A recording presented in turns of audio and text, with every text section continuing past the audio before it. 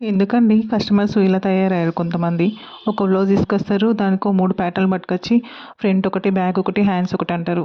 ఒక డ్రెస్ తీసుకొస్తారు. దానికో 4 ప్యాటర్న్‌లు పట్టుకొచ్చి ఫ్రంట్ అంటారు, బ్యాక్ అంటారు, హ్యాండ్స్ అంటారు, కింద స్కర్ట్ అంటారు. ఆ ప్యాటర్న్స్‌లో కూడా ఒక్క ప్యాటర్న్ ఉంటది గానీ, వీళ్ళు మాత్రం 4 ప్యాటర్న్‌లు కలిపి ఒక్క డ్రెస్ కుట్టించుకుందామని చూస్తారు. అది వాళ్ళకి సెట్ అవ్వని కాకపోని కుట్టించుకున్నామా లేదా అంతే. ఆ ప్యాటర్న్స్ వాళ్ళ బాడీకి సెట్ కాకున్నా, ఎవరైనా చూసి అరే ఇది మీకు బాలేదు అన్నా గానీ ఇక కథ మళ్ళీ వస్తారు. ఆమెకు సెట్ కాకపోయినా కానీ కుట్టుడే సరిగా కుట్టనట్టు ఫీల్ అయ్యి ఊరికొస్తారు ఇక.